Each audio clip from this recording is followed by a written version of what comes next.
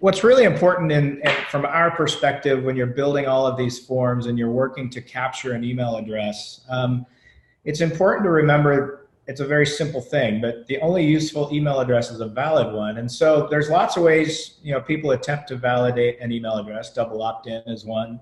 But oftentimes the form is just wide open and you can get fat fingering and things of that nature. And what's interesting, Tim, before I get into this, is with regard to telesales, we have, what I'll explain here is our API can be connected to any form, right? And it's super simple to use, and it's just a wonderful practice because in milliseconds, it helps you determine whether or not the email address that you're being given is deliverable.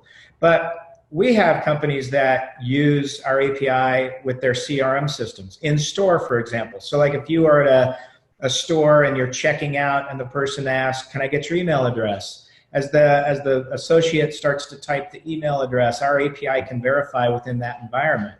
Our email can verify telesales when somebody's on the phone and they say, can I please get your email address? That's notoriously where bad email is collected because you can't necessarily always understand how someone might be pronouncing it. You may not fully understand how to spell it. And as you start to type that in, if you have email verification built in at that collection point, whether it's on a form or a CRM, it just makes your world so much easier because it stops that bad data from getting in. But more importantly, as you use this, clearly by verifying at the point of capture, and I'm going to give you a demo here in a minute, it improves email data quality, pure and simple. If you've gone to this extent to drive a person to your website, and we all know that costs money, please give it a try to plug in some verification on that form to make sure that your data quality is accurate, that you've spent so much time and energy and money to collect. I love the real-time aspect, Jack, because I see, on data collection forms, you see a bounce rate, 6%, maybe 10, even 12% bounce rate for email addresses on data capture forms. People really, they mistype, they don't recheck their own work.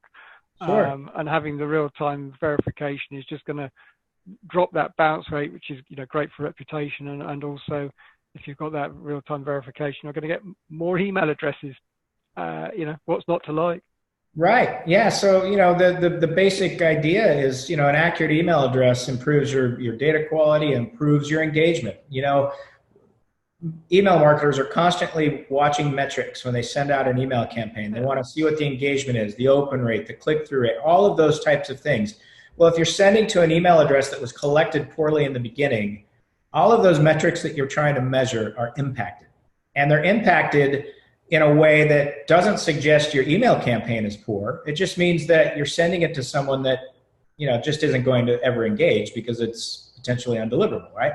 So there's all kinds of really great, reasons. It improves email deliverability. There's no doubt in my mind that if you have, verification at the point of capture and you can verify that that email address is deliverable, email deliverability goes up, which is an important thing to be considerate of as an email marketer. Again, boost campaign performance, very much in line with improves engagement. Everything that you monitor, everything that you watch, everything that you attribute to a successful campaign that you either internally as a email marketing team watch, or perhaps it's information that you have to provide to the C-level of an organization. All of those metrics improve when you just take a moment and ensure that that email address that you've captured is deliverable. And of course, all of that just leads to generally improved ROI.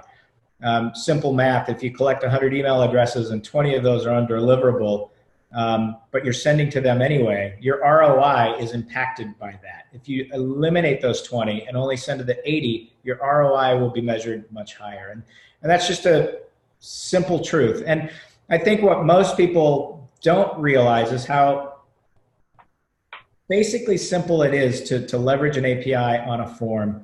And what I want to do is just give a quick demo here. So this is going to be a little weird because I'm going to share my screen and go to a place here where I can show you just basically a sample form.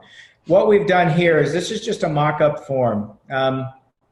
keep in mind, if you use our API, for example, you control what the form looks like, how the form operates. You control all the experience that the consumer sees.